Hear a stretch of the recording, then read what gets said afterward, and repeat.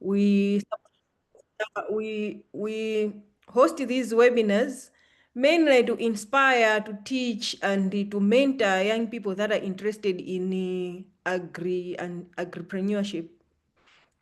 The SPS, the sanitary and phytosanitary webinar is particularly important because we discuss ways in which we can strengthen phytosanitary systems and also to mainly enhance agricultural trade, food safety, and resilience across our region. And also what could be the best entry points that young people can to mainly make sure that their produce meets the international standards and they are sold at a higher value. So today's session brings together a diverse group. I know there are people from policy based on our registration. We have young people that are engaged in different value chains. But today I would like to particularly highlight youth voice, Ms. Tisunge Pili, who will share her experience in youth agripreneur in as a youth who will share her experiences, her challenges and opportunities that she has gone through being as someone who is practicing SPS in her agricultural entrepreneurship. It is also my pleasure to introduce Mr. Isaiah Jelele, who is the guest speaker of this webinar, and he is from the Southern African Development Community, responsible for crop science or crop production. I will then hand over to Mr. Kudakwache Watetepa, who will facilitate the session. Thank you very much.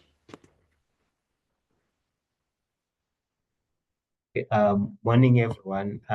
Thank you, Doc, for the introduction. And without much ado, I think Dr. have just explained the purpose and why this webinar is so important. So I'll ask our guest speaker, Mr. Jelela, who is an SPS expert sitting within SADC, to walk us through. And for this session, we'll request the youth on the platform to ask a question because it is going to be a more of an interacting session where we look at the issues to do with food safety and how best we can also penetrate markets within our countries and also within the region. So, Mr. Jelela, I hand over to you to speak to us today. Thank you. Thank you, Kuda, and good morning, everyone. Is my camera on? Yes, we can see. Thank Your you. screen. Okay. All right. Thank you. Thank you. Let me thank all those who made this webinar a possibility. Accra, Guda, and everybody behind the scenes. I think this is one of the greatest opportunity for everybody to interact, to discuss the real life issues. Because when you look at back in years, centuries, trade has always been there, though maybe not in the type of monetary terms that we have today, but trade has always been there, and there were conditions and terms that were met by the traders. Even though there was barter system, people would know the value and they will take precautionary measures to make sure that quality was adhered to. And I think the same principles apply even today. So I'll try to make my presentation as practical as possible. I know phytosanitary and sanitary issues can be very technical at times, but I'll try to at least speak in terms of implications, the reality on the ground on some of the things that we have. But as a region,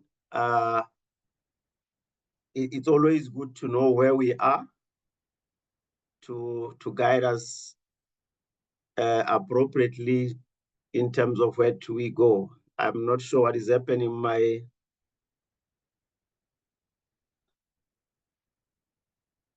presentation, my slide is not moving. Is it on a presentation mode? No, they are not on a presentation mode. Put them on presentation mode. Is it okay now? Not yet. Or do you want to share with me so that I can share on the screen for you? I don't know. Is it moving? On my side, it's moving.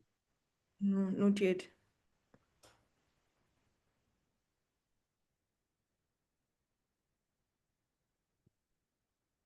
Let me restart again.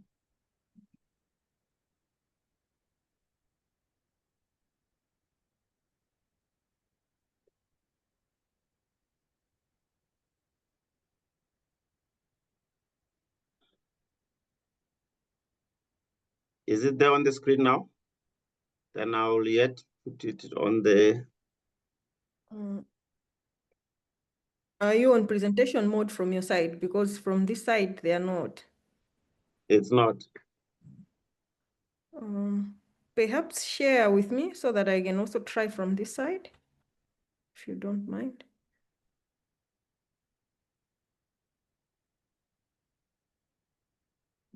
Because we can see that you're clicking on the presentation mode to do slideshow. Yeah, there is... I'm trying to find out why. Let me stop it and then send it to you so that you can...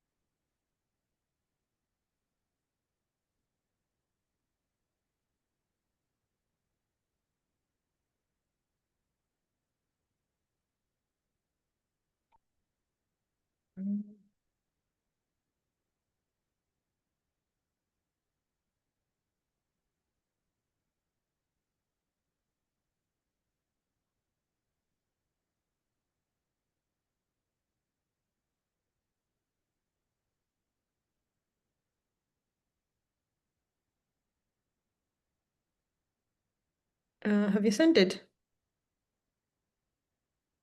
It's on the way. I've just sent it. Just check if it's there. Okay. Not yet. Let me also send to Guda as well.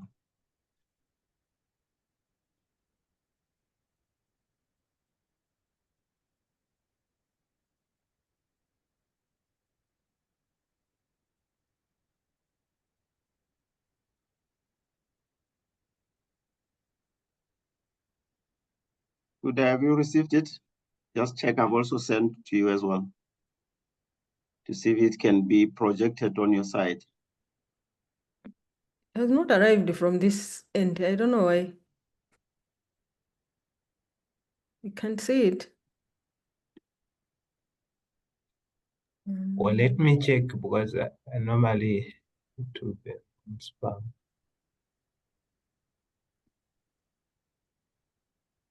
Perhaps you can try sending it on the chat, maybe. It can help as well. I can't. Okay. Have you seen it? Not yet. I don't know which. From my side, there's nothing, I think. from my side either.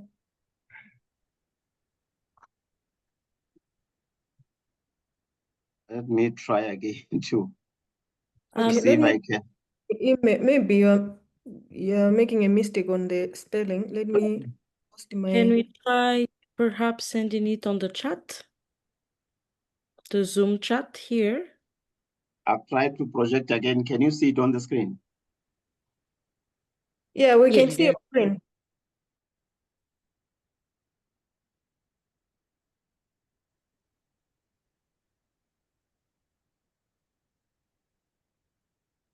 Is it showing? We can see your screen, but the screen is not moving. Can you try to go to the next slide? I've moved to the next one. No, it's not moving. It's only showing, like by highlight, it's only showing that you have highlighted slide number 1, the first slide. From my side, they are moving. I don't know what's happening. Can you come to my office quickly? Just.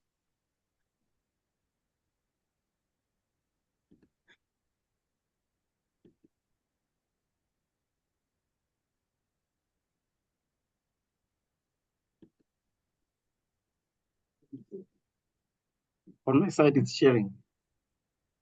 No, it's not. Even on the dashboard, like the one at the bottom, not showing that you have highlighted the slideshow. To do it. Rachel, check your WhatsApp. I sent it. Okay, you sent. A day before the meeting and a day after. Is it now showing? That will be okay. Okay, Kanto has sent me the presentation now. I'm opening it. Oh, it's sharing now. The AIMS meeting. Let's make it 10. Replace current. Share.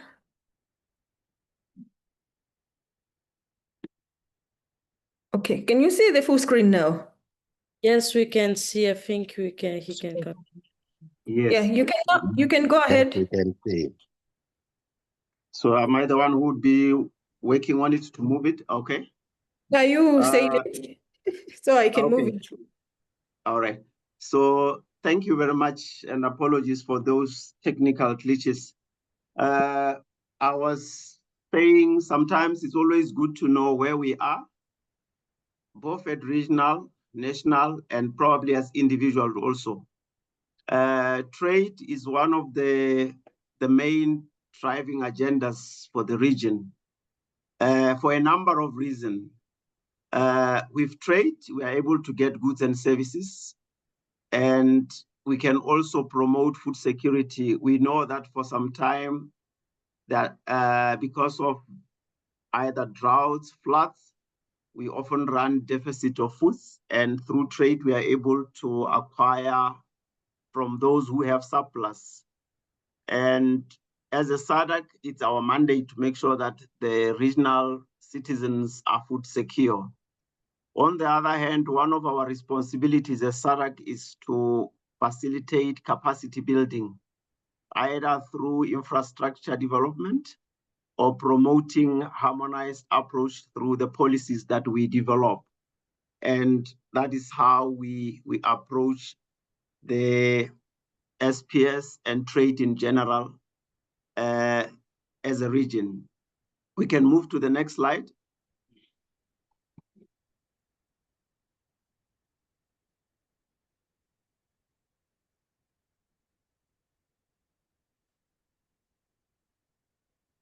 Has it moved?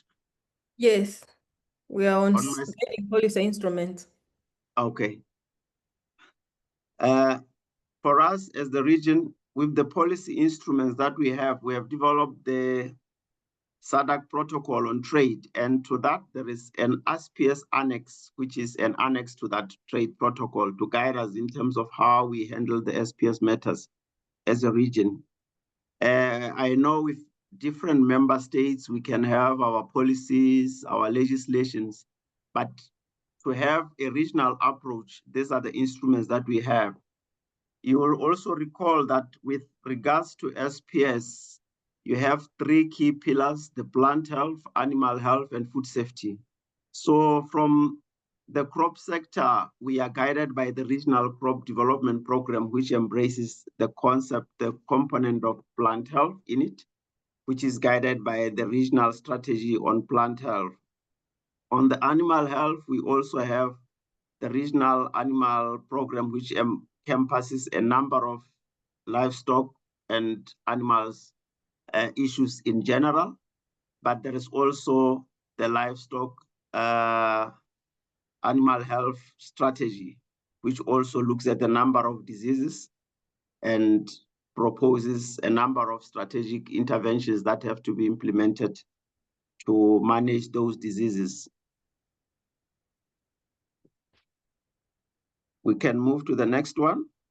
We also have regional guidelines in addition to those strategies and policies. But it's also good to understand as a region, because SPS matters are enshrined within the agricultural sector. Then it's also good to look at the sector in terms of where we are, how do we perform, and then how do these SPS measures affect or have a bearing on the performance of the sector in general. Most of our economies in the region are agro-based, ranging from 4 to 25% contribution to the national GDP. And when you look at this, the pests and diseases contribute significantly to the reduction to the performance of the agricultural sector. And when you look at this, is normally diseases or pests that are introduced through trade, or either through ability to cross the borders without any notification, in a way that we have to strengthen how we surveil and how we do the monitoring to ensure alertness. But one interesting aspect that I wanted to highlight is, as much as we are so agro-based, the majority of the SADC citizens are in the agricultural sector, and most of them undertake this at a very small scale level. If you look at the statistics, you'd have almost 72 or more of our farmers are the smallholder farmers. And most of them are based in the rural areas. And we all know what type of setup we have in the rural areas: very limited services, very limited infrastructure. Sometimes, if you are a farmer in the rural, you're on your own in most cases.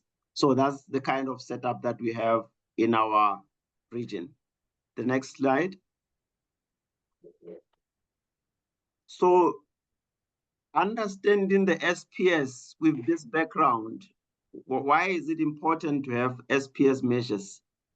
Is to make sure that the commodities or the products, which in most cases are food or agri-products, they are both safe to the human health, animal health, to the plants, as well as the environment where they will be introduced. I think that is the main message. Even if you sell the food in the street, you have to make sure that the consumers will not have any ill effects after eating those. If you produce fruits, you sell them fresh from the tree, you make sure that they don't cause any adverse effects to those who would be consuming them. Whether you sell milk, I think that has to be the understanding. It's not only when you send your commodities out of the village to the shops that the standards have to apply. Even you as the producer, you have to make sure that you comply with certain standards that safeguard both human, plants, animal, and the environment. So that's basically the basis of the SPS measures. So as a region, we had established some coordinating committee mechanisms to address all these issues, which is embedded within the the protocol. Somebody says, hello, the screen is not visible. Are you?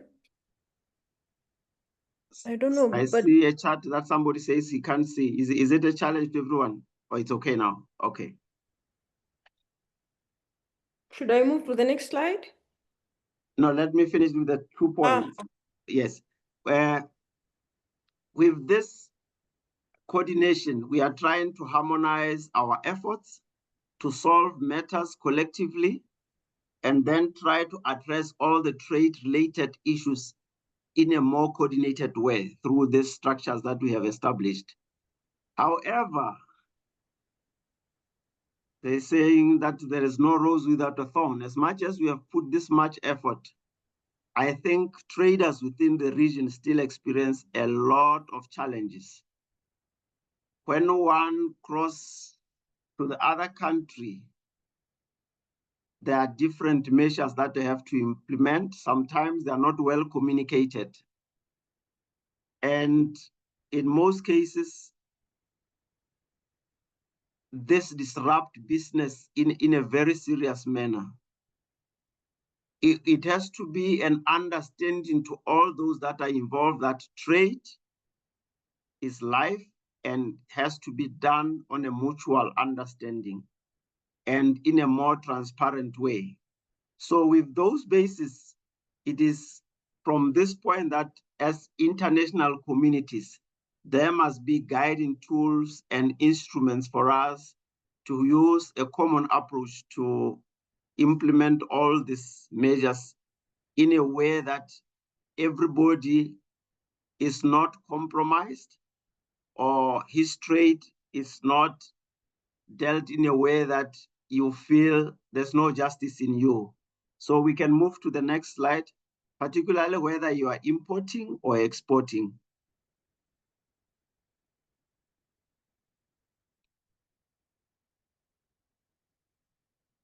We can move to the next slide. I don't know what's going on. I'm trying to move the slides. Looks like it's not moving. Yeah, there. Okay. So within trade, there are ways that people can promote this mutual recognition, mutual understanding. And when you look at the world, I think after the Second World War, people realized that there was need for countries to have a common approach, and then there was a WTO agreement. And at regional level, we have the SPS agreement, and we even went further to have the tripartite agreement, which is an arrangement between SADC region, COMESA countries, and EAC. There's a tripartite that has been developed for those countries. So these negotiations have to be the basis for us to trade. Even at the smallest level, you don't just take your things to the market the next day. There must be some kind of negotiations, either with the regulators, you have to meet certain standards. If you are taking them across the border, you have to negotiate with somebody that I'm bringing these commodities, they are in this state, and then they also agree for them to be acceptable, they have to meet these certain standards. And for trade to also happen, there is a mechanisms to monitor that there is compliance, there is adherence to those agreements that are there. There are those that standards that are unknown globally, but there are those that we have to agree depending on the type of customers that you are dealing with and your target market.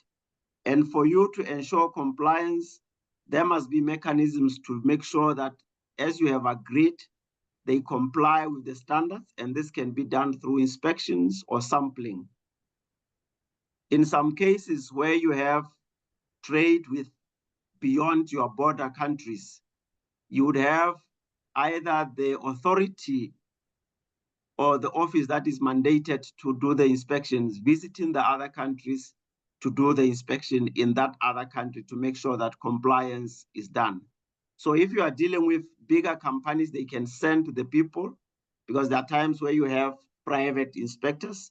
There are countries that allow private inspectors who have to meet certain criteria for them to be licensed to work as private inspectors. And then from there has to be a mechanism for certification. Certification basically is a process that basically verifies that if we have agreed to meet certain standards, somebody has to do that process to confirm that you are complying, with the understanding that as the producer of the commodity or as the processor, you cannot be the one who certify that my things are okay. In most cases, the certifying officers are from the government or from the public sector. In most cases, you would find that the certification can include a visual inspection where you go and check. And if there is a doubt, there can also be laboratory analysis. And the results would be the basis for issuing the certificate for us to say now these commodities or products, they meet the standard that we have. So it can move from inspection, sampling, laboratory analysis, and then there is that document. Because when you receive the commodity in an importing country, the authority that is mandated to accept either is customs or the National Phytosanitary Office or the Animal Health Office. The first thing they look at is the documents. So the documentation is very important, that it has to comply with the standards that we have agreed. So if somebody says, Mr. Chelele, you bring apples from Zambia to Botswana, but we need your apples to be red.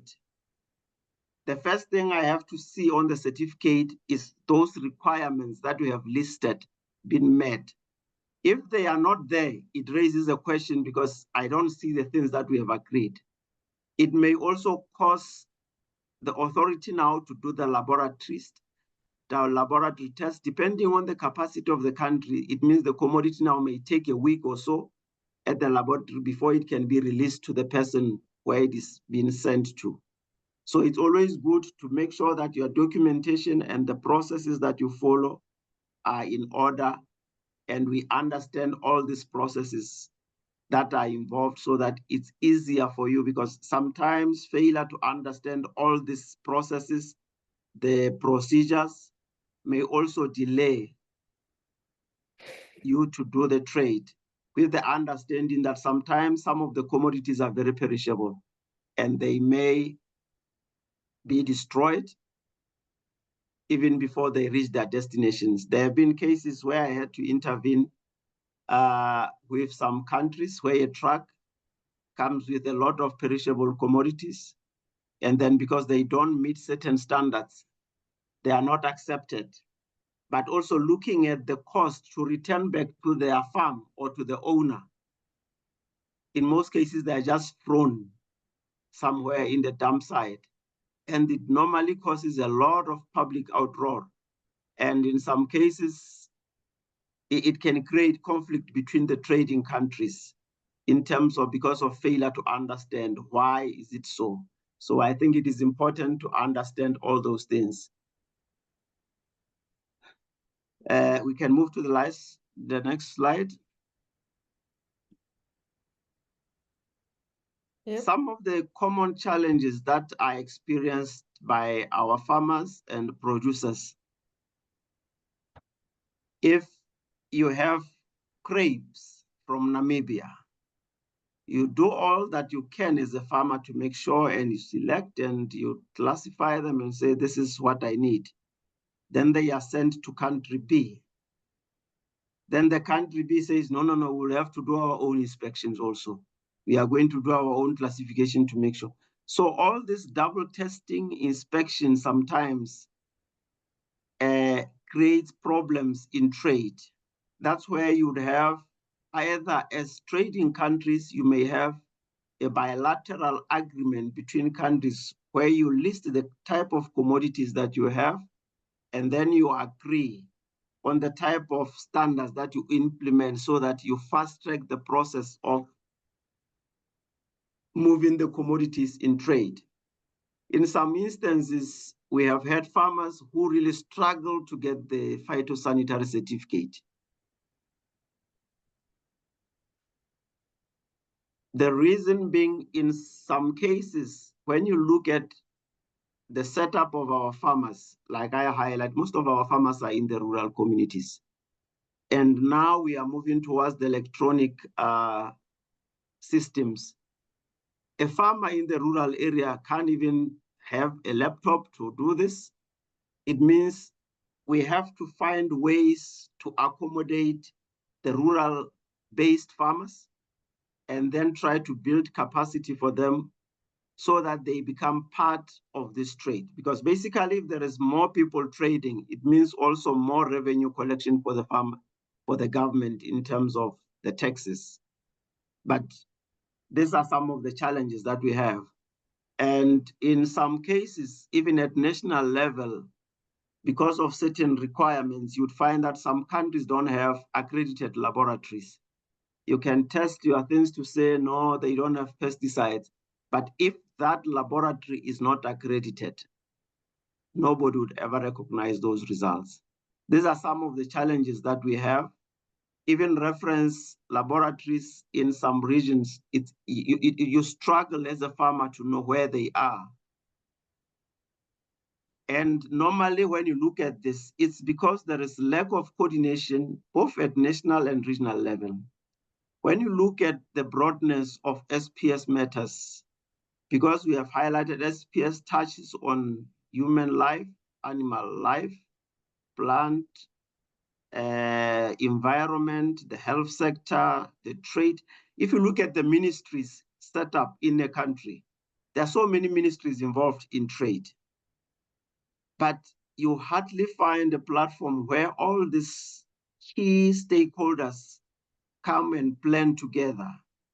In most cases, one of the problems that we have when you go to the ports of entries, in most of the borders, you'd find police, you find immigration, you find customs, you find plant health, animal health, you find port health.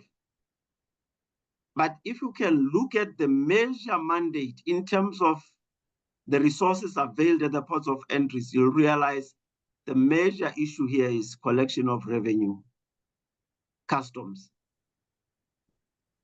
duty at the ports of entries. I did a study at some stage where we were looking at how borders were operating. You would find that the first person you meet at the border is the customs person. You come with agricultural products, whether they are livestock or plant products.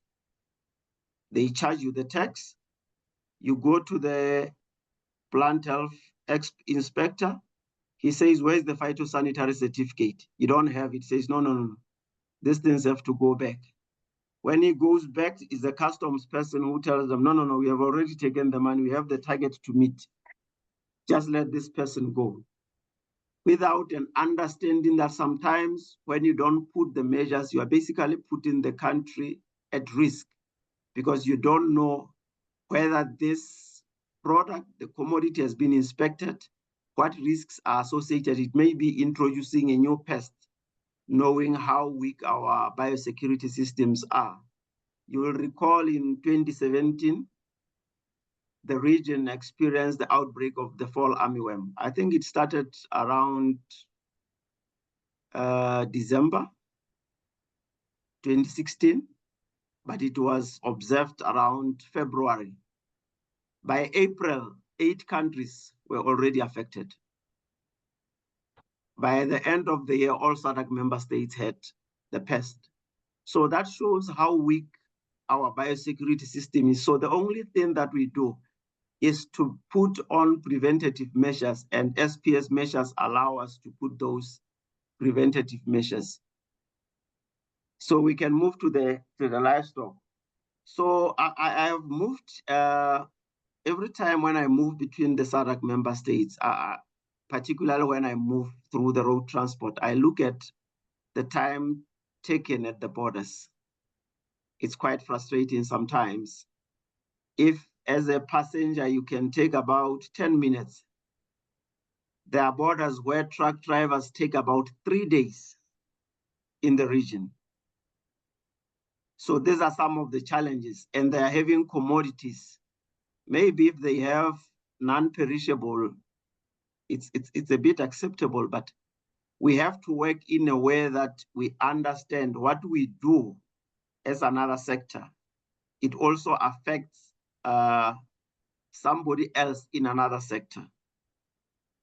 If you are a farmer and you are sending your commodities to another country and the truck that you have hired takes 3 days, that's an added cost to you, because probably now you'd have to pay that driver 3 times, unlike when he was sending the commodities in a day. These are some of the things as the regulators we have to see, and how much they have a bearing to somebody who's producing. Because most of us, we don't start as big traders, we start as small, and then we grow in business. But some of the hurdles, they can be solved. But if they are not addressed, that's why you see most of us saying, we Black people, we are not good in business. We started yesterday, but tomorrow we are dead. It's because of these hurdles that we don't address to make sure that we grow in the system. Because most of us, we work in silos.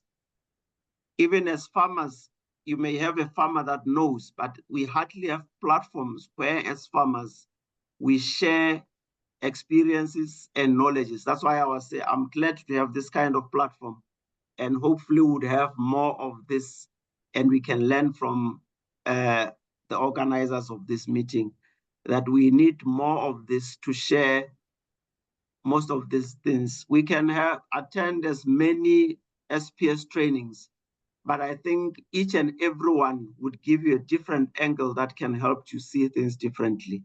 Can we move to the next slide?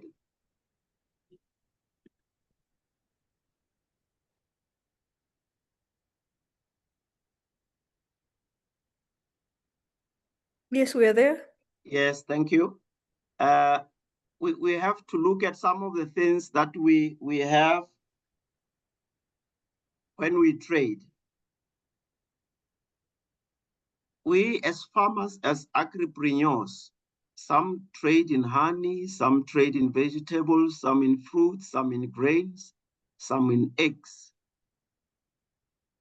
You have to understand the processes and procedures needed for you to be trading that specific commodity. You know, each commodity is rare in terms of its shelf life, how it is handled, how it is packaged. So learning all these basics can help you to meet the market requirements very easily. And also in some cases, if you are trading in country A, it's a trade between country A and B, and you happen to be a citizen of one of these countries, try to find out if there are any agreements and which commodities are enshrined within this agreement. Because if there are certain requirements for each, they will be spelled out, and that would help you in advance to prepare so that you can meet the requirements in advance.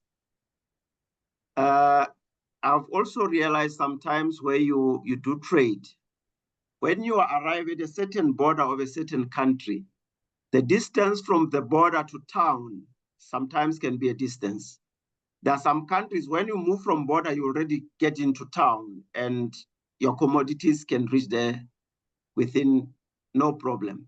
So understanding the logistical arrangements within the country where you are trading would also help you to manage the cost implications such as refrigeration, transport. Is it viable to be really trading this far?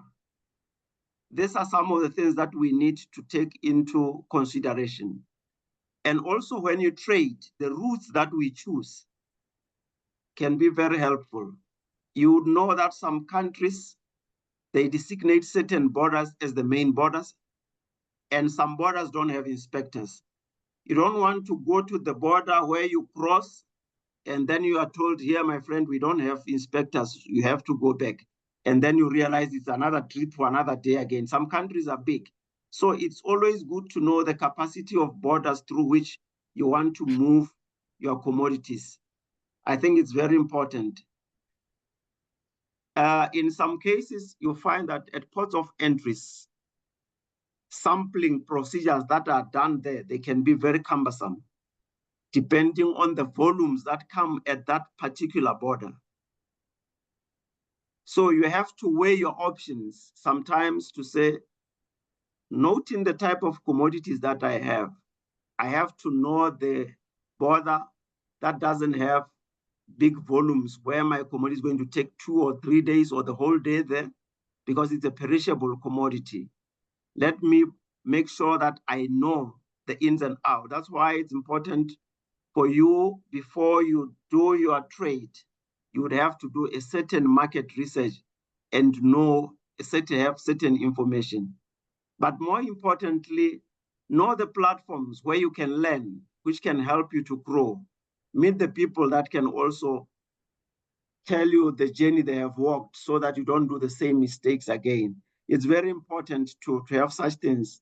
I know one of the weaknesses that we are trying to address through the value chains, through a strategy that we have developed, is to have commodity groups in the value chains that we have to establish as the region.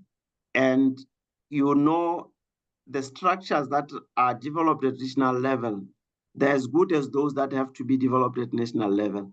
If you have weak national structures, we will definitely have weak regional structures.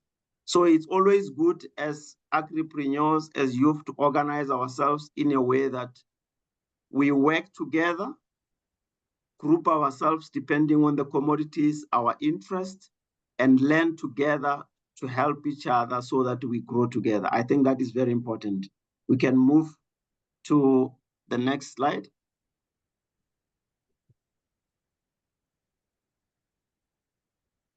It's also important to know the structures that we have both at regional and national level. Every year we have the meeting of ministers where we report about the policy issues regarding the SPS matters. Because the SPS, they are also touching on the Minister of Agriculture through the plant health and animal health. We report on these components to the ministers of agriculture, and then they normally make decisions in terms of what needs to be done. We also have the ministers of trade, where they are reported as the notifying entity. They also address, but I'll focus more on the ministers of agriculture as a structure that we have in this regard. We also have meeting of PSs, which basically serve as the bridge between the technocrats and the policymakers. So normally, once the things are cleared by the PSs, it's easy for ministers to approve. We also have technical structures at regional level, committees of directors of crop production. We also have SADC, Plant Protection Technical Committee. We also have Livestock Technical Committee. But there is also a platform that combines all the SPS structures, which is the SADC SPS Coordinating Committee. One element that has been missing for years, with the understanding that SADC is an intergovernmental organization. So the focus has mainly been on government entities. But recently, there's been a private sector platform that has been established at the region. But I think it also needs more private sector classification, because I think most of them that attend this platform are at those dealing at the high or large scale. So small scale business people, I don't think they do participate effectively. So we have to categorize them where you have agripreneurs according to all people in the level of the value chains where they are, so that we have everybody effectively participating. We also have other value chain stakeholders, such as transporters. There's a Ministry of Transport. There are those dealing with infrastructure. And unfortunately, when you look at all these stakeholders, there's never a time when they work together. To say agric, trade, planning, finance, Ministry of Health, environment, local government, because when you look at the councillors, because people who sell in the street, they normally get their certificates from the council. And when you look at all of them, they are part and parcel of the SPS measures.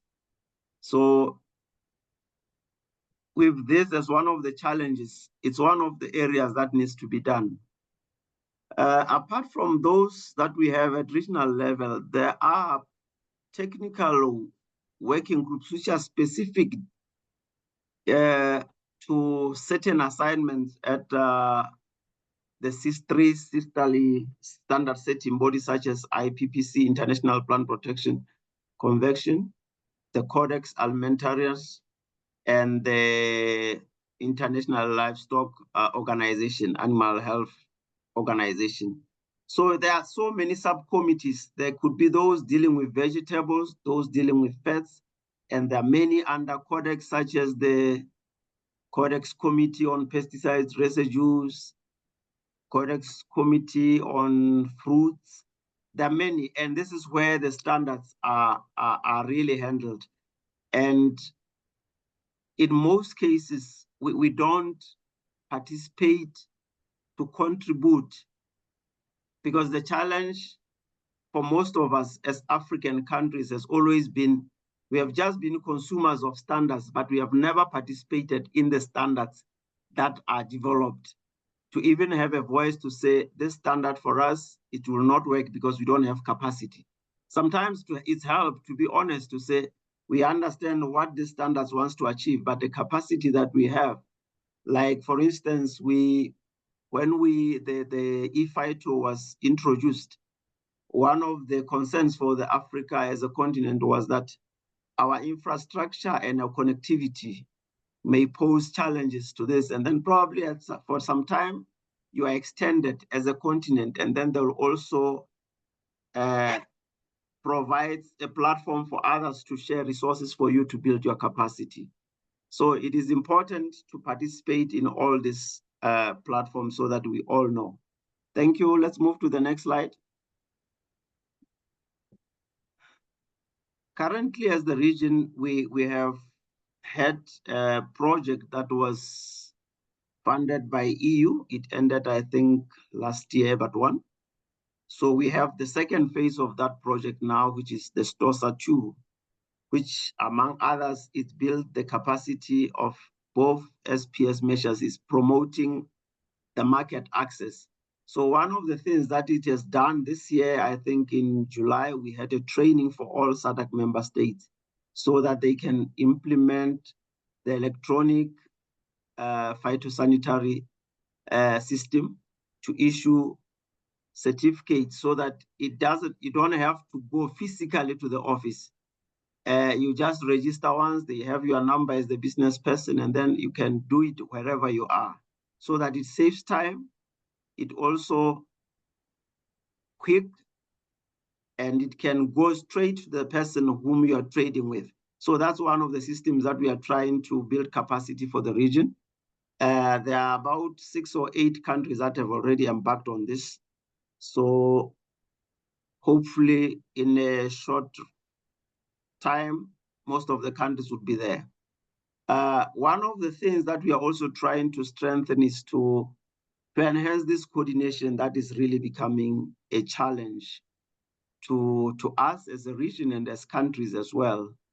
Within the SADC trade protocol, there is a mention for all countries to establish national SPS committees. But the challenge is when you establish national committees, then there becomes a power struggle in terms of who has to run it, who has to invite others when they are all ministries. So if I'm from Ministry of Agriculture, it's difficult for me to invite someone from health, environment, trade. The question would be, who are you? Even when you engage PSS, it has really become a challenge. So we are still trying to push this coordination so that everybody's there. It's also important to raise awareness for people to understand the issues of and the implications of SPS measures. As a farmer, you don't want to spray your vegetables today and then send to the market tomorrow. You don't harvest your fruits and then you wash them in a dam. So food safety issues, compliance, demands by those who purchase your products, it is very important to have such things. One aspect that we are also trying to do is we have noted that when there is a standard setting platform like the CPM Commission of Phytosanitary Measures, which is annually held in Rome, where contracting parties often meet to discuss the trade issues, we often find wrong people in the meetings who end up going to the shops, leave the meeting because they are bored. So what we have devised is that before we can go there, we often have a regional meeting, a pre-CPM meeting where we organize ourselves and discuss issues so that even if Jelele goes there as the wrong person, but for us, because we have agreed on common factors and challenges, we can present them there as a collective rather than going there as individuals. And then sometimes you don't even represent issues that are there in your country. So where we developed a common position for both continental and the region, it has always been like that. And we have continued to build or develop instruments, policy instruments that continue to help us to harmonize our efforts wherever we see there is a gap. I know there was a call for about 2 years where the issue of GMOs, because people were saying when you trade to South Africa, they say the level of GMOs in the product has to be at this level. Then other countries didn't want anything to do with GMOs. Others were saying, for me, it has to be at least at this level. So those variations are normally addressed through developing instruments or guidelines that would say, this is what we need to do as a region so that we move together to address all these issues. So it is important to have such instruments that to help us. So participation in standard or international forums, it's not all about going there as an individual to say I represent country A, but it should be informed by the national consultative processes so that at national level, whoever goes, it doesn't matter even when you send a head boy, but because he has the message from the country, which has been a result of a consultative process, you are assured that all the issues at national level are addressed. But we have always failed to do consultative processes enough to an extent that sometimes when you attend a meeting, you find somebody sitting there preparing a country report.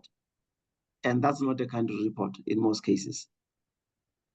So we have to know how and interrogate our countries to say, when is this position prepared?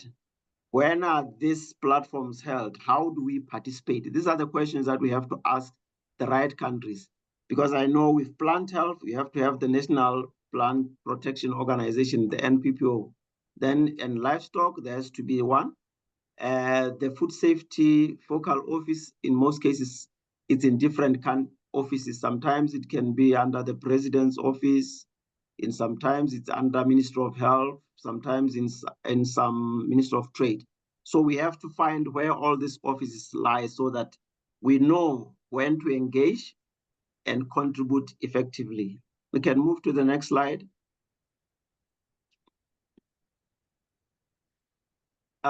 In conclusion, we have always been the players, the referees. In so many ways, there's the government entities. And it is now time to bring all stakeholders, private sector, youths, producers, processors, logistics. If trade has to be done in a smooth way, each party has to understand what are the needs for the one that we serve. So it is important to create platforms or to create coordination mechanism for all those that are there. And one area that really needs to be strengthened is the involvement of youth. If you look at the region now, I think it's a challenge, not only to the region, but I think to the continent and probably the world at large, the unemployment of youth. And you see governments falling because of the youth, and we don't want that. So we have to find ways to engage the youth so that they can also be the ones who determine which direction they want to take to determine their destiny, not us always telling them that this is what we are doing in the name of the youth. We have to break the silos. I know there is sometimes when you have an office responsibility, it also goes with power.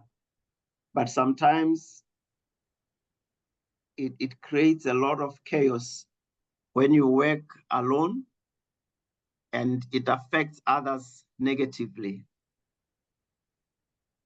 It is there that we, as SADC, we promote regional integration. But you realize if you can't allow movement of people to move with ease between the countries, we even struggle sometimes as SADC, where you have SADC meetings in other countries, you still have other countries to come and have visas. Some they are sent back at the in the airports to say, now you don't have a visa, you have to go back. But if we understand the impact that what I do affects other sectors, I also did a study, I think, in one of the countries, like where you enter at the border. As a tourist, you come with your, I say, no, if you have this item, you have to pay this tax for this amount. You'll refund you when you go back if you are going back. So as a tourist, you enter from border A, you are going to exit the country at border F, only to be told, my friend, we can't refund you here. You have to go to that border. That person will never come back again as a tourist, and you will tell others to say, no, my friend, that country, there are a problem. So in that regard, if customs people do things in silo, you see how they can affect the tourism sector. In the same way, the things that we implement as the region, it's important to note what impact it would have on others. So if we have more platforms, it is important to share all these services. One of the weaknesses that we have realized, particularly with our producers, those who are small farmers trying to commercialize, basically our extension services is dead. And this should be the first line that helps our farmers to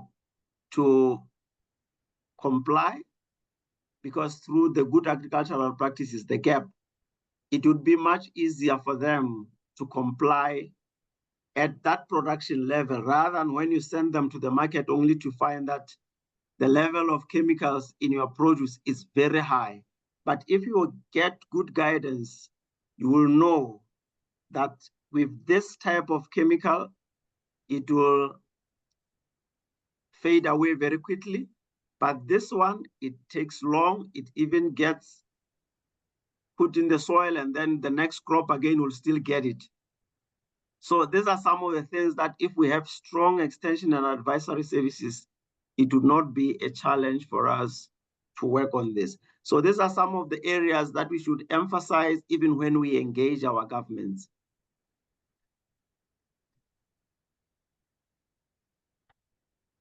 Trade, it's a very complex issue.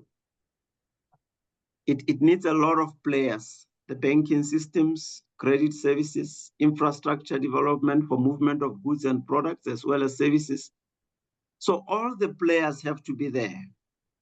I always listen to the government budgets in some cases, and they will tell you, we have this for capital, we have this.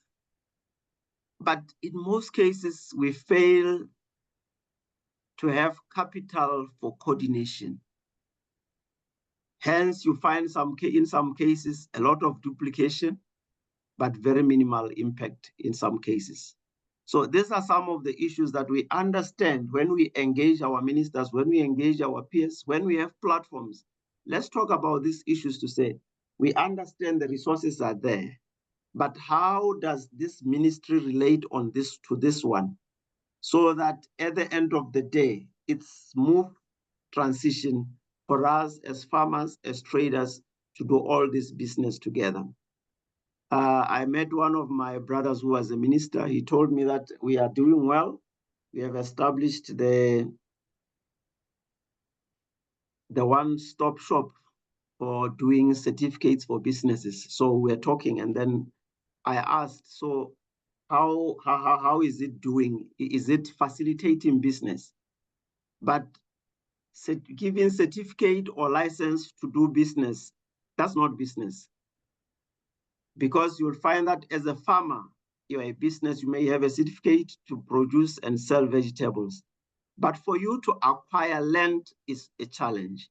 So we have to think in a broader way to say business is not only when you have products, but how do these products come about? I need to acquire land for me to do this.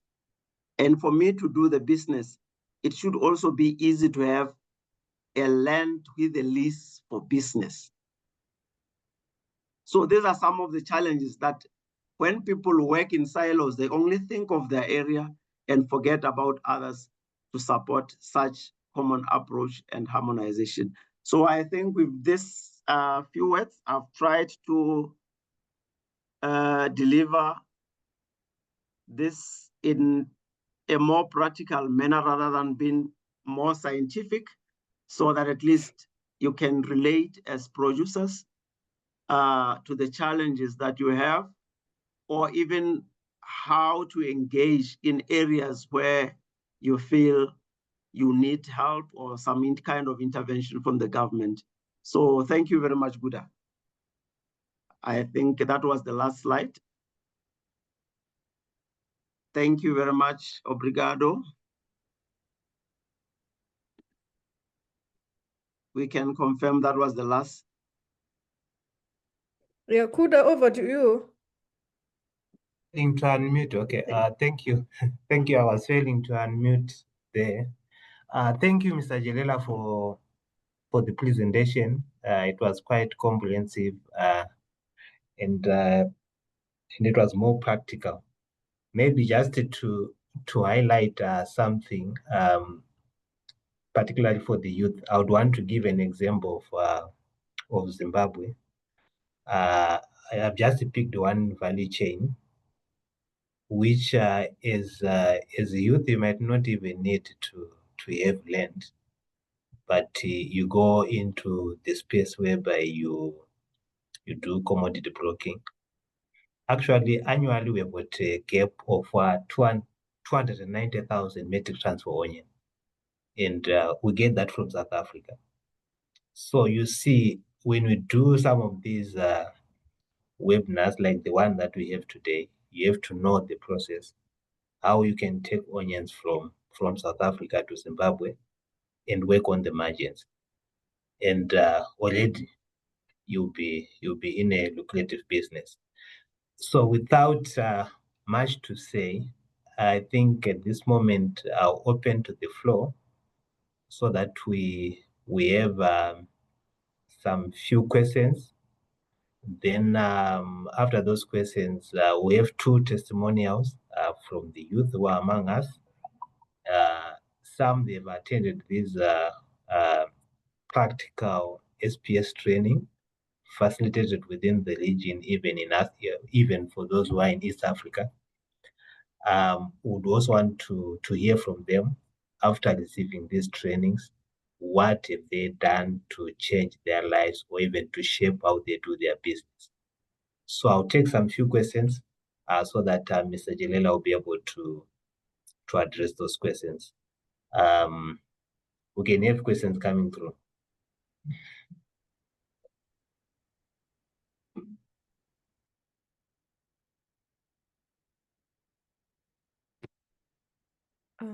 Kuda, there are also some questions in the chat.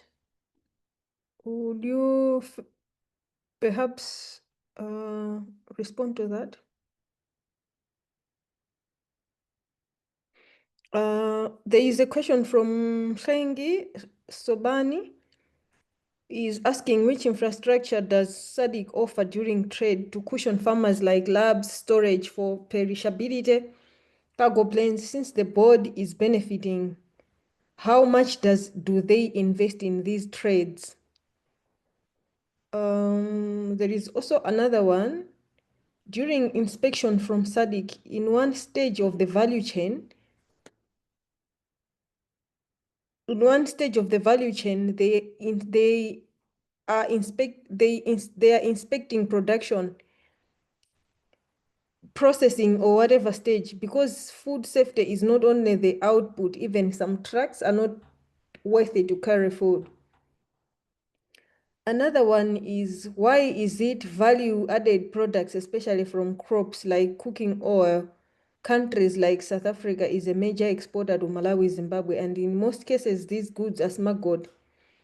Is SADC also inspecting safety of this product or its own raw products? Why? How best can a country add value in their products fit for another country welfare? Maybe you can take those questions, Isaiah.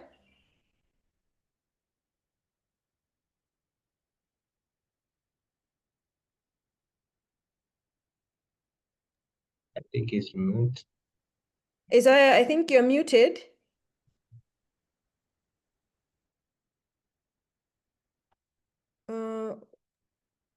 I think it's muted. Let me just check.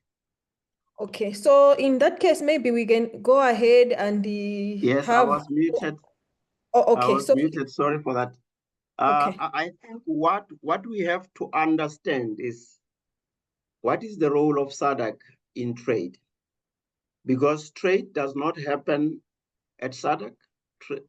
Inspection does not happen at SADC. It happens at national level. It's countries that trade between countries or citizens of that country trading between citizens of another country. What SADC does, it only provides policies and capacity building to facilitate, but it's the responsibility of each country to make sure that trade is done in accordance with the priority of its people. I think that should be our understanding. In terms of the infrastructure that we have, you'll recall that SADC is funded by member states through their subscription. I think it is important for them to understand that SADC member states fund the operations of SADC. They pay the salaries, they pay the maintenance, and the work programs that are implemented by SADC. So it's still the responsibility of each country to know what it needs and engage. So that's why I emphasize to say, let's have platforms where we can engage our government to say, these are our needs, this is what we need to be done. However, it is also our responsibility as the Secretariat to mobilize resources on behalf of SADC member states to address the gaps that we see. I think for the past years, we have had a number of projects dealing with SPS issues. And the projects have helped a number of member states to build laboratories or to buy equipment in the laboratories for testing and analysis. However, because of this lack of coordination, even if we have a project, when the project dies, the efforts die at national level with that project because of that lack of coordination.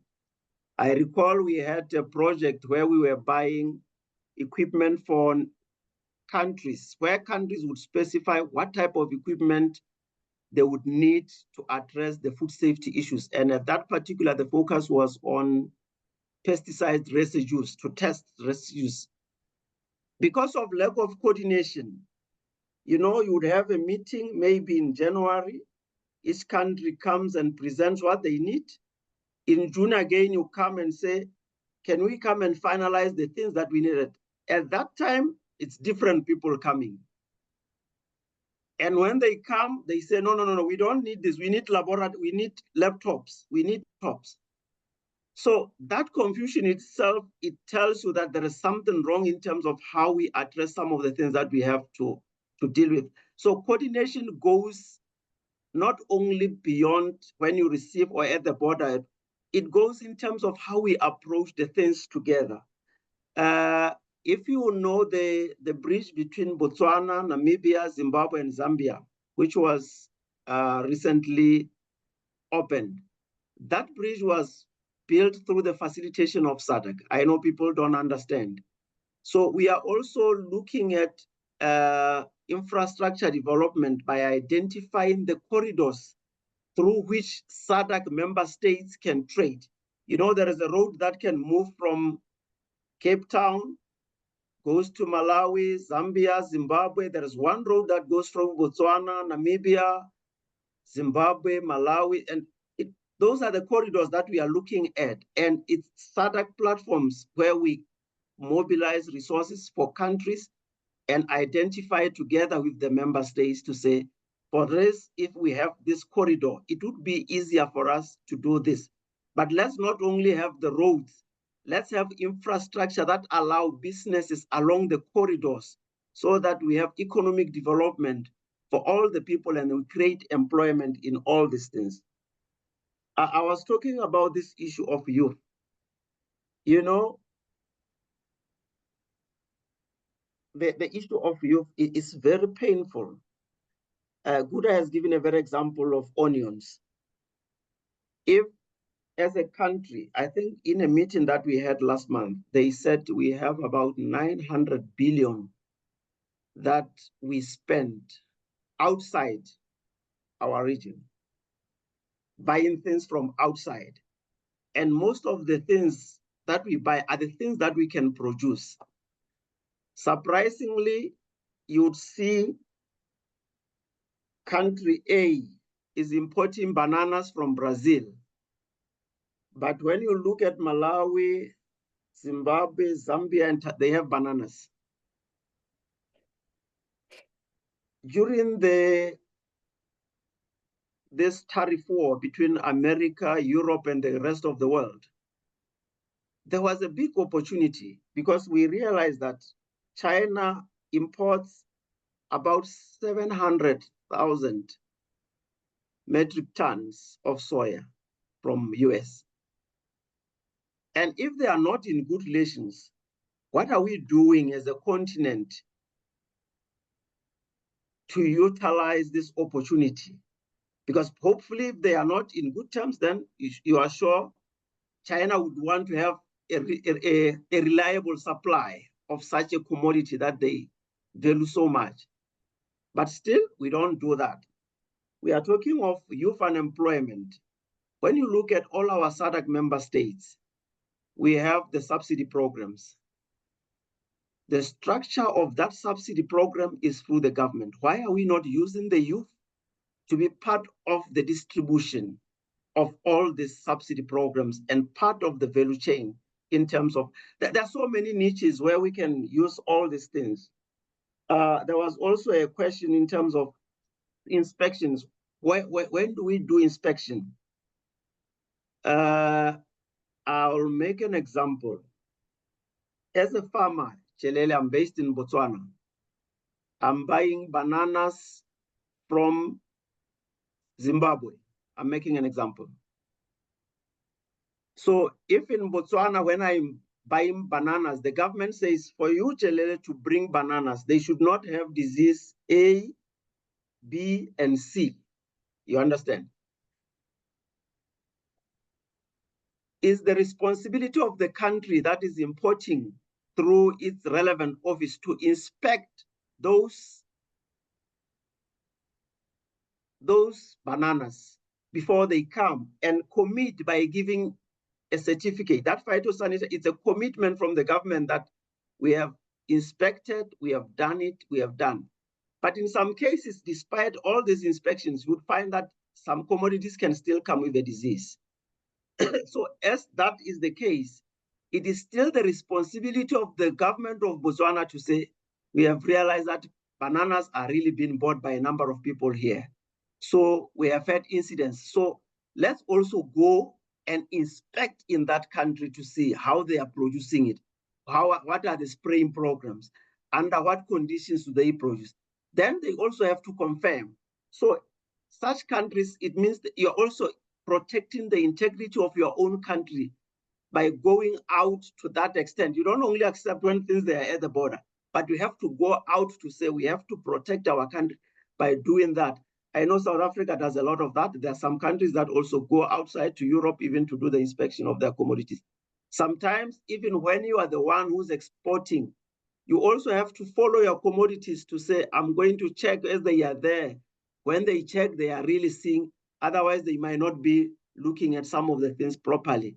Because sometimes certain commodities go through other countries, and then in some shops or when they deliver to us, there is repackaging, and then they can be reinfested with other diseases. But because they come from the first country, would say this disease comes from that country. So you have to also follow that value chain in terms of where you are. Even as a producer, be prepared to invest, to follow your things and be able to trace where certain problems come from. The issue of other countries being the sole suppliers of certain commodities. A commodity goes to a country because there is a need from that country. Remember, with being part of the World Trade organizations and subscribing to it, you have to abide by its laws because trade has to be done freely. So if I want commodities from Zimbabwe, those who are producing here cannot complain to say, I'm getting commodities from Zimbabwe when they have. Because in trade, it's all about preferences, the quality that I need, but also the countries still have to implement the technical barriers to trade. But those barriers, they are the ones who can help to the local producers to grow. But unfortunately, they are trade because trade is meant to be competitive. You have to compete with others. That means you have to build capacity of yourself so that you are able to compete, not only to sell local, but also beyond other borders. I think I've answered. I've seen two hands, Totisang and Christine.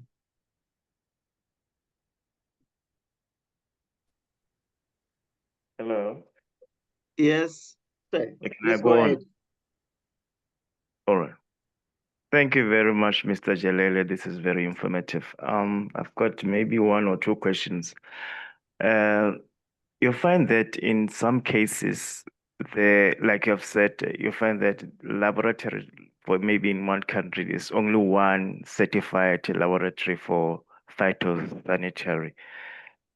Is there something that SADC is trying to do in order to increase those phytosanitary laboratories? And the other issue is actually the issue of a certified border. You may find in some cases that only one border or two border is certified to allow such commodities to pass through. So it's quite challenging for farmers. You find that the farmer is on the western side of the country, but he he sees the market just across the border, but he has got to go to the eastern side of the country for certification or for to cross over the border with the goods. So is there something that could be done just to make sure that all borders maybe can have permission to allow the commodity to pass through? Thank you very much. Okay. Noted then, Christine. Mm. Christine, you can go ahead. Sorry. So my question is of the thing of consider. The first one is from, I don't know if it's possible, if SADC can harmonize inspection and certification procedure among the member states to reduce the border alone. The second one is from what strategies can be implemented to improve the logistical efficiency and facilitate the Come cross. again. The last one, which strategies can be used to do what? Can be implemented to improve logistical infrastructure and facilitate cross-border trades for agro-foods production products. Thank you. Okay. Thank you very much. You'll guide me if there will be more further. Then let me address this one. I want to make something clear so that we understand, because we are all SADC citizens. There is what you would call the secretariat. There's what you call a commission. You have EU Commission, which is an office that coordinates all the European Union countries. You have ECOWAS, it's a commission. But when it comes to EAC, East African countries, it's a secretariat. And when you come to SADC, it's a secretariat. The difference between the two is that when you make a decision as a commission, it is binding. All the countries have to abide, and anybody who doesn't abide by the decision has been made is punishable.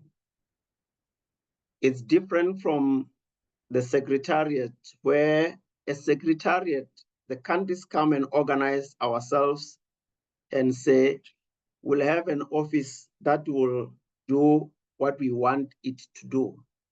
It's like having a business, and then you hire somebody to be running that business.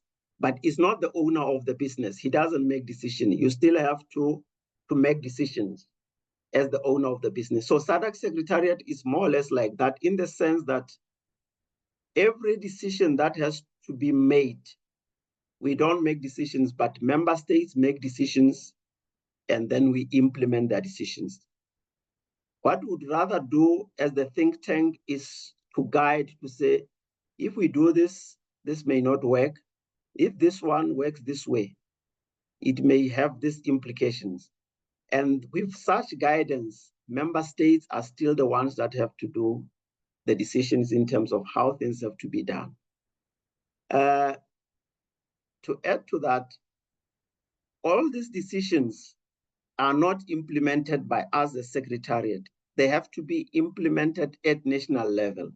So our role is to monitor, to say, on this agreement that we have agreed as member states, where are we? Why are we not moving? So we are monitoring to see the status of implementation. So in the same way, if we have agreed that we have to trade as a region or as a bloc, the challenges and the things that don't work well have to be addressed at the national level. Because in most cases, there's never a time when you sell products to say this is a SADC product, but it's still a product from that specific country. So the bottlenecks that hamper trade have to be addressed by that specific country. I know there are challenges because I come from a country where we still know how we operate. That's why I keep on emphasizing that let's create structures where we can have platforms, where we can voice our issues to say, if so much is important for us as small growers or small producer, we'll never grow because we are outcompeted. If this is happening, our products are not competing well because we don't have capacity of laboratories. We don't have capacity to check or test the conformity of certain standards. On the issue of laboratories, we have a STOSA project that is going to work on the laboratories. So I think the focus now is going to be on accreditation to make sure most of the laboratories are accredited. But the challenge I have said is that projects are lifespan. They have a short lifespan. So they come 4 or 5 years. After that, we believe now you have realized and identified the benefits through that support. Then it's up to the government to take it from there to move it further. Even on the issue of borders, it's a government that has to determine. In some cases, certain borders are not designated as the main borders, maybe by virtue of not having large volumes. They are rarely used. Hence, the government doesn't want to invest much to put personnel structures there. Hence, in some cases, farmers may suffer. In some cases, it may be for security reasons, but it's still up to the citizens to say, we are having these challenges because now the cost implications are this far to us as the farmers. So it's having right platforms, the right people to send the message, even the parliamentarians to approach them in your constituency to say, we have this problem of this. The secretariat has limitations in terms of influencing certain decisions at national level because of certain sovereignty issues. We can raise it particularly in terms of how a country should operate. We don't have to interfere, but we can advise and say this is, but when we advise, we should have data and to convince countries to say, are you aware trade is not moving smoothly? You are losing this amount of values. These are the cost implications to the country. The country is failing to produce this revenue. That's the kind of data. Unfortunately, that data has to be also produced by that country. And it's in platforms like this where we have to have such information. If you have it, then I can put it maybe when I discuss with ministers. So unfortunately, we don't have such information, or countries don't normally do assessments or study to say, what is the impact of not doing this? We normally what is the cost for doing this? We don't do this cost analysis for not doing something. And that's one of the gaps that we have. Or on harmonizing the certification processes, testing, we do have instruments that we do. But apart from that, I think we have over 30 standards under the phytosanitary measures that define how you do the certification. Remember, certification is that verification to make sure that your product is complying. From the process, when you plant it, how are you planting it? Because for instance, if you go to certain shops, they want organic food. So if you don't provide organic food, they will need you to verify who was testing it. How did you plant it? Somebody must have gone to check that it's basically organic food the way you so that's part of certification, how you confirm that it really complies to what the standard that is needed. So on the agro products, the infrastructure that you need, it still boils to the government. and also the muscle of the trader. Because in every trade, you must be able to have certain amount of capital to start the business. Apart from the SPS measures, there are other risks that may impact the SPS measures if you don't do them. You don't leave your fruits outside with a plastic bag covering them. They must be properly put in a right structure, well refrigerated, depending on when do you release your products to the market or when the customers come and collect them. These are some of the things that we do. But I think I'll also share my email for other interactions. People can also engage me so that we have room for other presenters. Kuda. Oh, thank you, Mr. Jela. I think we can take those two because for other presenters, we just want them to take us through their experiences. I think we can have Ayanda and Linda. Okay. All right. Then we can move to other presenters. Yeah. Okay. Thank you so much. Yes, thank you so much, Mr. Chedele, for such a good nourishment for understanding. Okay, for me, I would like to say it's not a question, but a solution. Since you're already there, I think it's best for us, for you as SADC, to build something like a corridor, which is digital, whereby we can put all the players under one application, the traders, the farmers, the transporters, the storage one, everything, so that there's much faster certification, there's a better connection amongst traders. I think if an application can be built, which is AI driven, which is like a corridor amongst all SADC countries, I think it can be a better solution even for coming 100 years. Yeah, that's what I want to say. Thank you so much. Yes. Thank you very much, and thank you. Linda, go ahead. Good afternoon, everybody. I just wanted to find out, sorry, my voice, on the statement that you stated as saying lack of laboratories. Is it like we do not have, because I remember there is a NSI, the Namibia Standard Institution, I think it's also part of the laboratories, or they do also have some testing methodologies on different kind of, are we saying that maybe we need to expand, or are we not utilizing the NSI laboratories, or what do we say by saying that we have lack of laboratories in the country that can expand our exporting or our selling or marketing of our agro processing or agro products? Okay. Let me start with you, Linda. The general challenge that we have is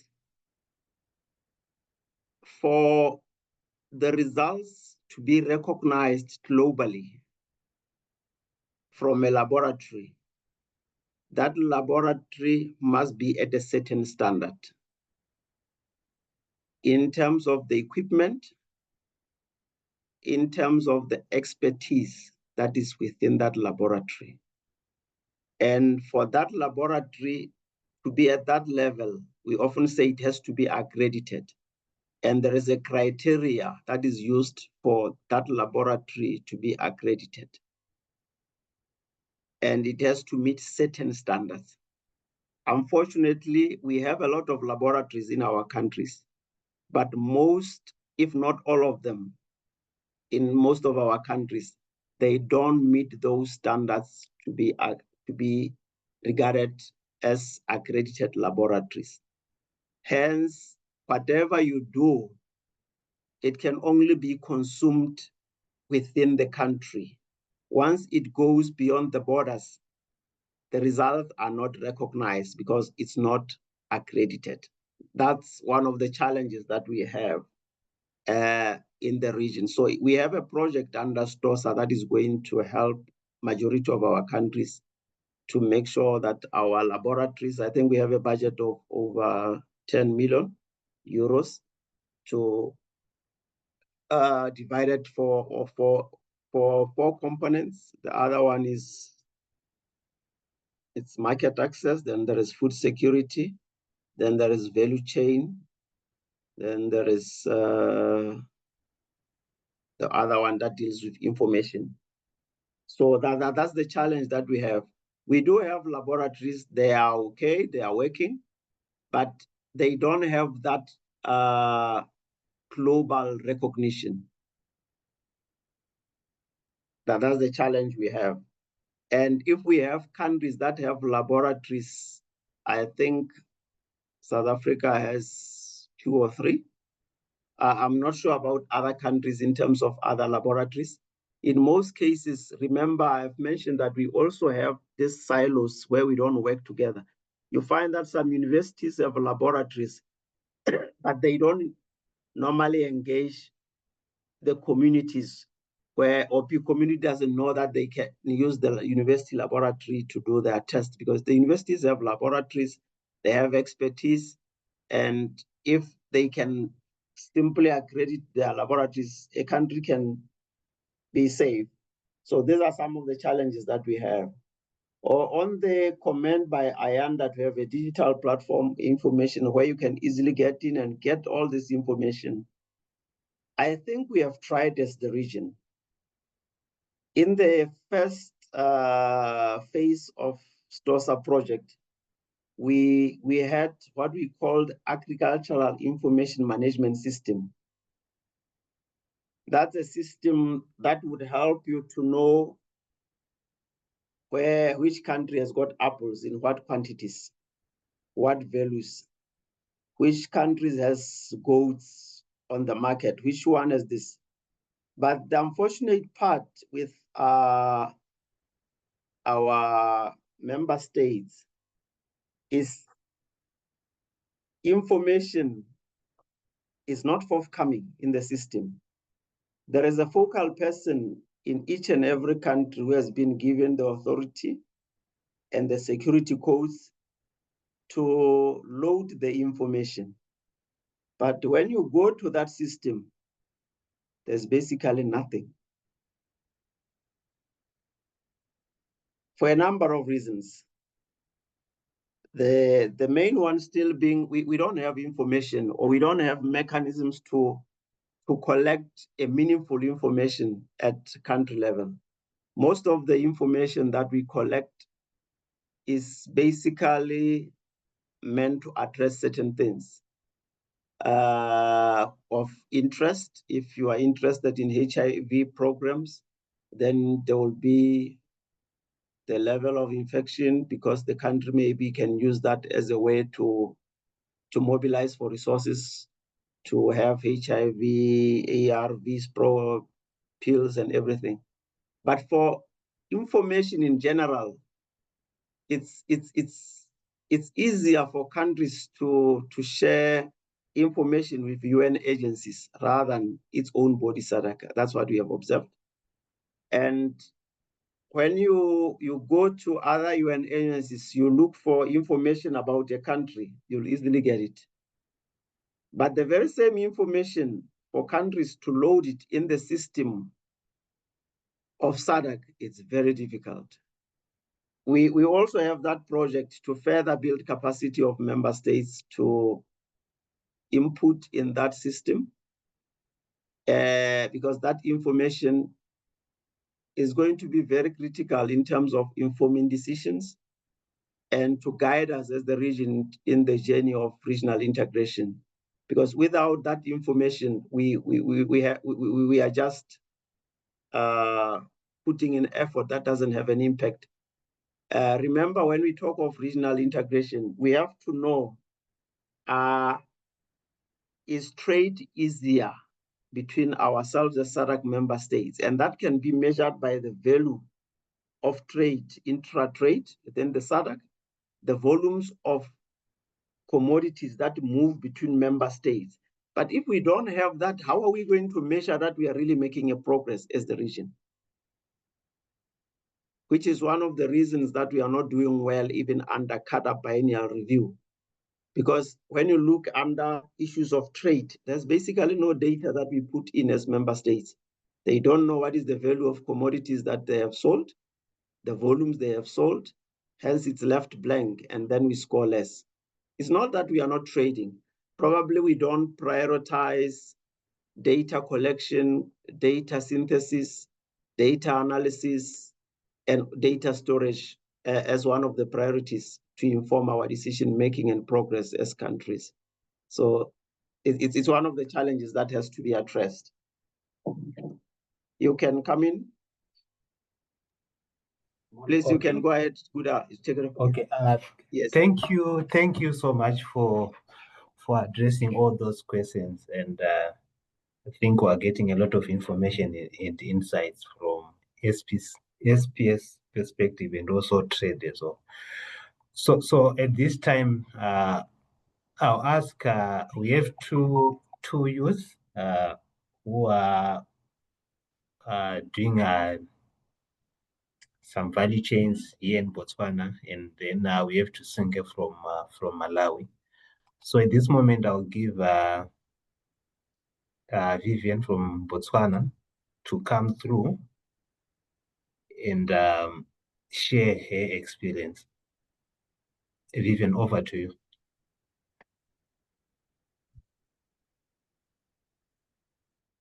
Okay. Hello and good morning, everyone, or good afternoon, really. As Buddha has already mentioned, my name is Kalamang Vivian Bosa from Bantu Farmers Academy, and I had the privilege of attending the SPS workshop in Johannesburg this past, I believe it was August. So my experience in the SPS journey is, I would say maybe the highlight of the experience was in understanding exactly what SPS is, because I feel there's a lot of big words, sanitary and phytosanitary measures across countries. But in essence, the whole thing for us youth, I would say, is just ensuring safety of food, ensuring animal health and plant health in the move as we facilitate the movement of goods amongst countries, especially in the SADC region, but really for that to be able to push goods further to either Europe or even the other parts of Africa as a continent. So I always say a lot of information in Africa gets lost amongst us because of the language that we use to communicate these issues. And I think somebody in the questions asked, like, how do we make trade even accessible to the old lady in the village? It's because if I ask them if they know about SPS, granted, they're going to say they don't know anything about it. But if you start asking questions of how do they handle food, how do they handle produce at the farm, how do they handle meat, all these commodities that they are producing, you will read between the lines that there is SPS there. It's just an issue of now, how do we take it from that level to more of being recognized across member states, which is like that homogenization, to ensure that everybody who wants to trade has access to the tools that would allow us to trade food safely.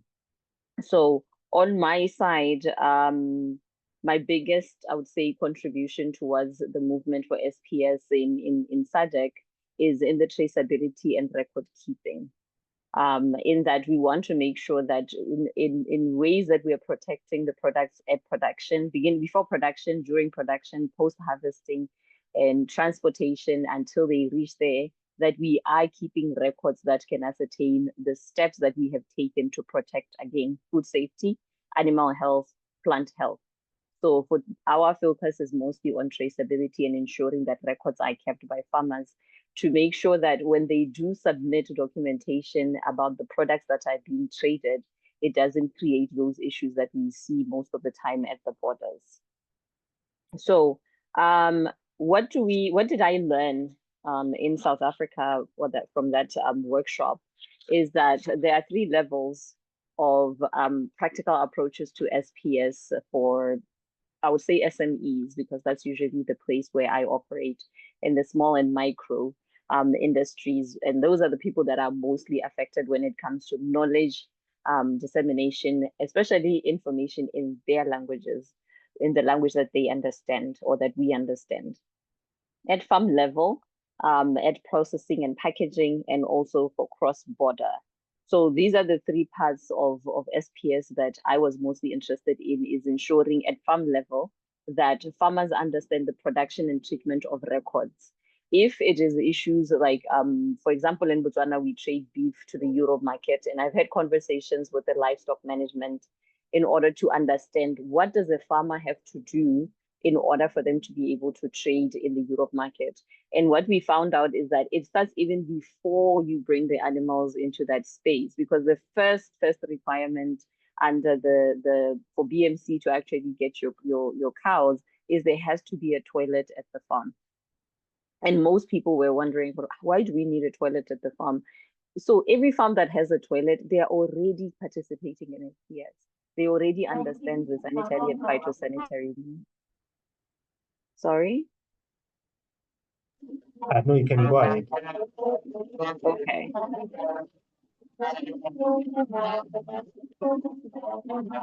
Matthews, Are we able can you to mute? pause the other Matthews? person? Matthews, can you mute your mic? I think Yes, it's and okay. why were they recommending this is because of the spread of measles, that they want to separate the waste from humans and for it to not be consumed by animals. So like I was saying, if somebody was to get at a farm and ask about SPS measures, the answer would probably be they don't know and they don't think they're participating. But when you look into what they already have, then you can tell that we are capable of adhering to SPS measures. It's just that the information is not reaching us at the language we understand. At farm level, we're also talking about using of clean water sources and sanitizing tools and surfaces, following withholding periods after pesticides and antibiotics. That's where now we are having a big war in where it looks like most countries are worried about SPS when it's talking about who's leaving their country for another country. That's when we're worried about making sure that, oh, these goods are safe to be consumed by another population. But then when it comes to local consumption, we step back and we say, no, whatever it is that is produced can still go to the market. So that is one of the things that we are currently looking into to see, okay, how do we remove this double standards in saying that just because the apples are going to Canada, they need to be kept under strict measures versus the apples that are going to be consumed locally for places that are producing apples. So, but how do we then make the local farmer understand those things is by helping them understand the importance of those records and what those records are containing to facilitate the communication and the certification of goods for trade purposes. So when it comes to pesticides and antibiotics too, we stress on knowing what those pesticides are.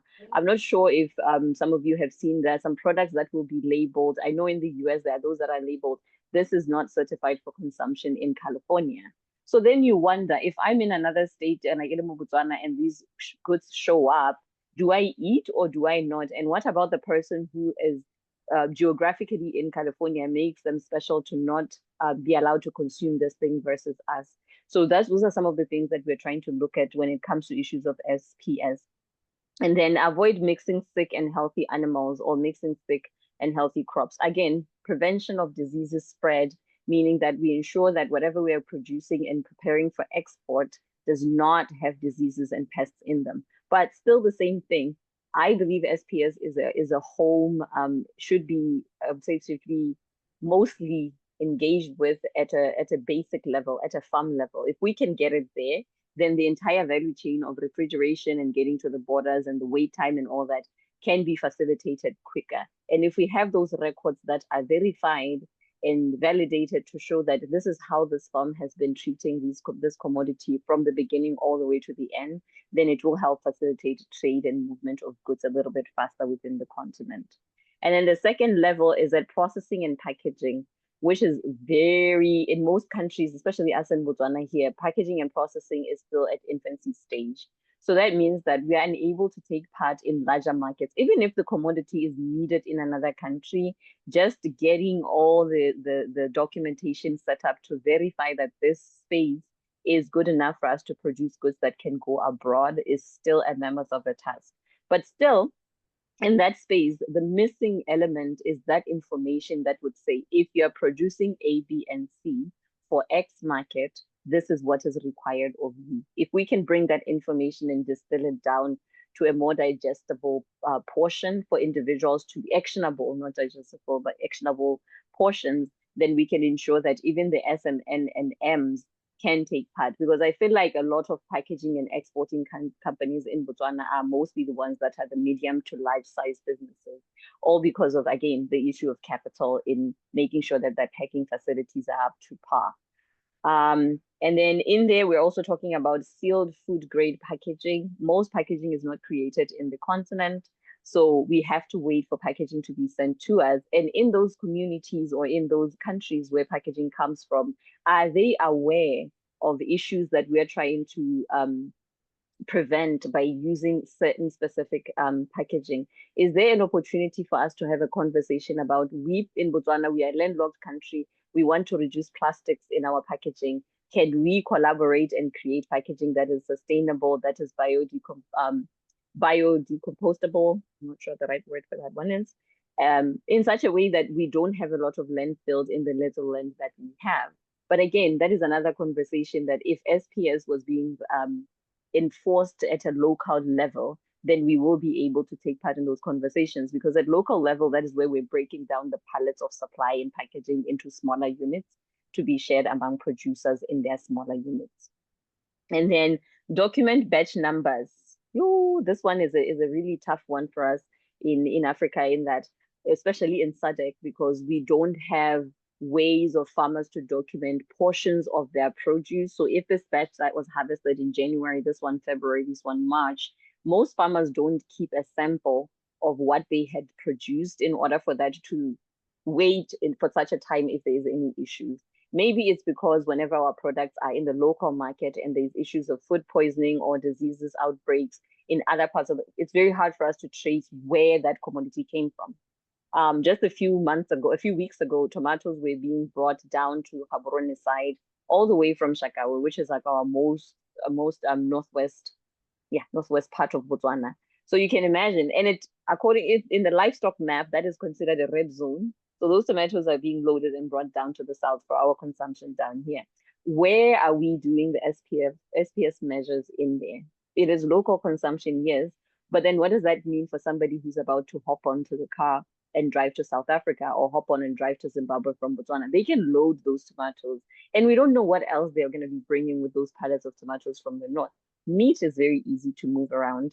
Yes, there are some gates and there are ways in which we check. And like one of the speakers had mentioned earlier, the speed at which the cars move at the border, sometimes it's a bit scary, because if a car can just, the officer just walks around the car and says, you're good because of what the person said, then it means that we're not checking to ensure that even the officer's eyes at the border have actually made sure that there is no container that has meat that would aid the movement of FND across the borders. So those are some of the things that we want to be able to have. And now when we're looking at issues of the laboratories, then, okay, even if we keep these samples, how long should we keep them? And when are they going to be tested? And when are we going to get those results? Isn't that by the time that those results come back, the tomatoes have already been finished in production of them? Because even in Botswana, we are testing our products outside of Botswana. So if we have to be shipping something to another country and we're waiting for tests to come from another country, it means in that country, we are taking a second, I would say we are in line. First, the citizens get helped and then we do. So that is the part of the things that cause delays in us keeping some of these batches with us. And then just documentation of our farms. Where is this farm located? Do we have a geotag of where that is? Because sometimes there's movement of certain insects in certain locations.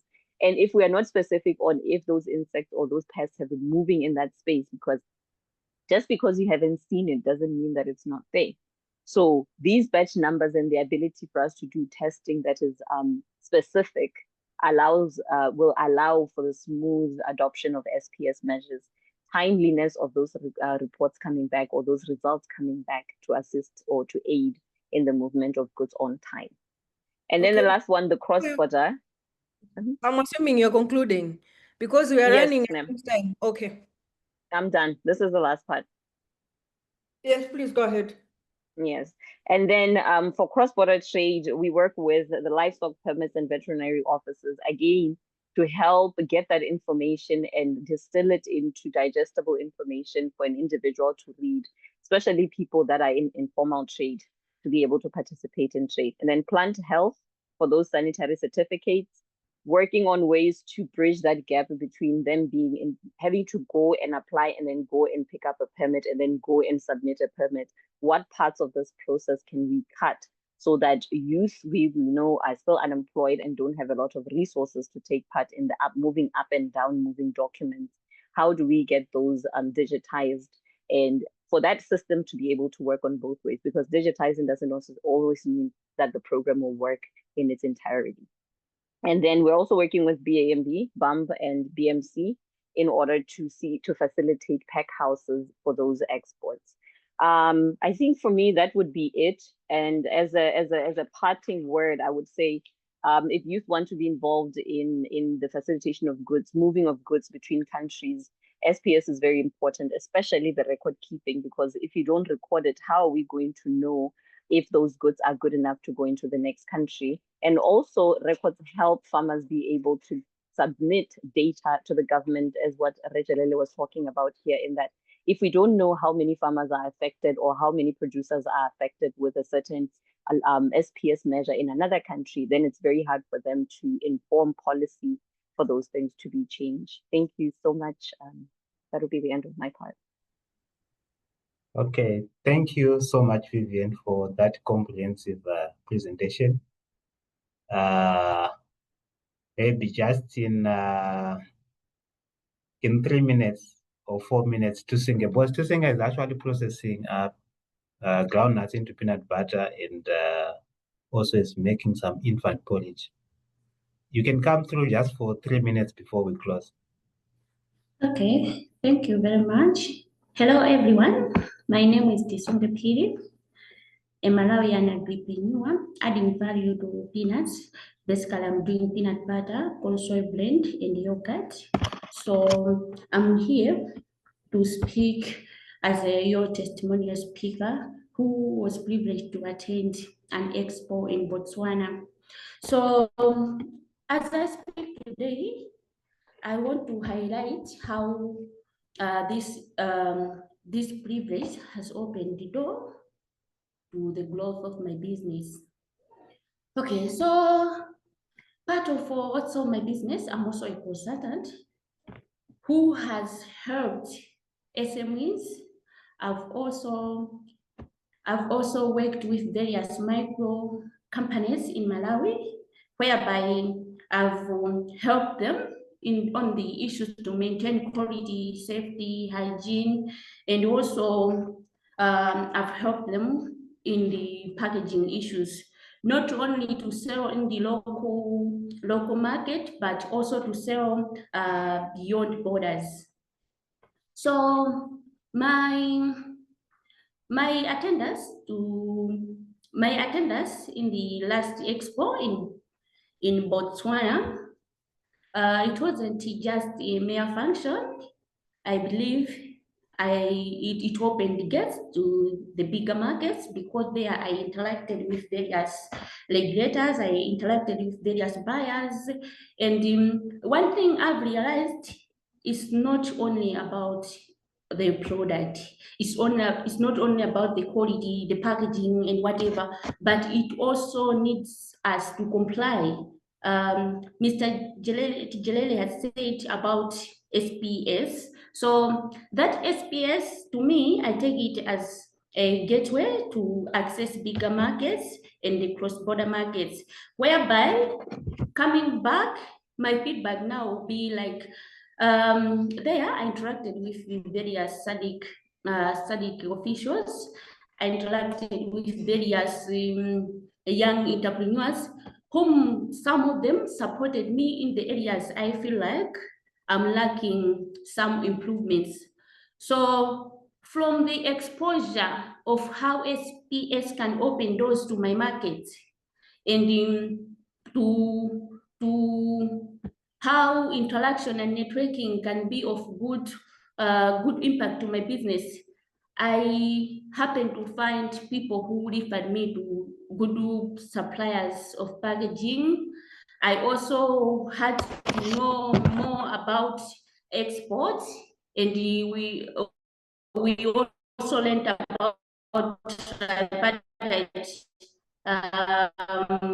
cross-border standards, whereby cross-border association, which also has a very good impact in my business growth. So before compliance, which is now, because currently I've just learned that it's important.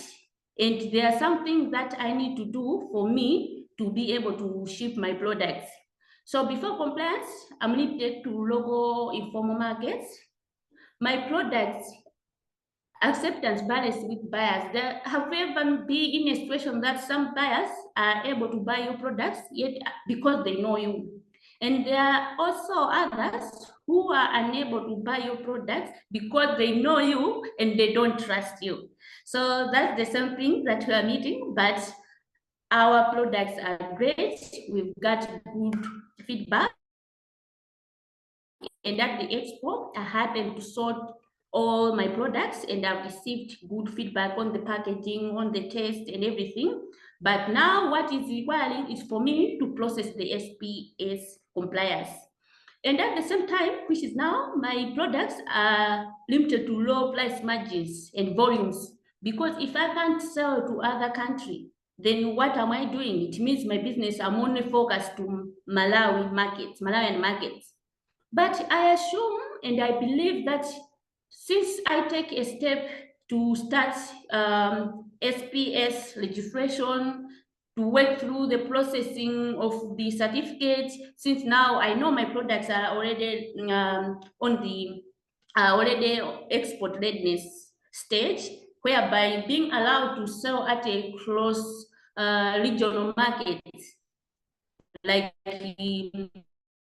I believe that now just need myself to put in infrastructure. So I believe once I get the certification, I'll be eligible to export markets, access to institution and bigger markets, and also I'll build a strong brand trust. And it will also open to premium pricing and stickiness. Okay, so had it been I was sharing my slides, I have a figure with me, a bar chart, whereby projected sales growth after SPS compliance. So with me, I assume that once I get the SPS compliance in 2026, my sales will grow from where I am to my sales will almost double from where I am. So I want to go mention that presentation. But what's now needed on my other side? I need to upgrade my processing and packaging facility. I also need to continuously conduct testing, quality analysis with local standardization body, which is MBS, Malawi Bureau of Standards, from this side. Also, I want to apply through relevant authorities for SPS and export permit to access formal and regional markets. And also, I need a robust system whereby development of documentation and traceability need to be ongoing, because once I start grabbing that trust, I don't need to waste it anyway. And also, I need to engage more. So having this recurring expo, being exposed to bigger markets, to cross-border events, will also open new doors to my business. Thank you. Thank you to Singe for that, and also sharing your future plans. Let me take this opportunity to thank everyone for attending this webinar. We normally have these webinars on a monthly basis, and next month we'll be focusing on processed products like honey, and also learn from other youth who are selling in the region and in the continent, and also in Europe. So just a few takeaways before we close. I think we have opportunities as youth to go into the space of commodity broking. We can also do the record keeping for these farmers within our reach, and also assist them to certify and also meet the global gap standards, and also follow through the SPS detects. And finally, actually, we can also do the facilitation of actually moving the goods from one country to the other. So it's actually food for thought for us as we leave this meeting to say what is that we are going to do as youth. We can start to change conducts. I've just read a message on the platform. Let's change conducts, and as Mr. Jalil highlighted, to say we can participate in one commodity. You are in Zimbabwe, you are in Malawi, you might even do groundnuts and look for countries where you can take your produce. But otherwise, I want to thank everyone. Fanapan, Agra, I see Bostella is among us, and Mr. Jelela, Vivian, and Tisunge for actually sharing the information about trade and also food safety. We've come to the end of the meeting, and we meet next month. Thank you so much. Thank you. Bye. Thank you, Buddha.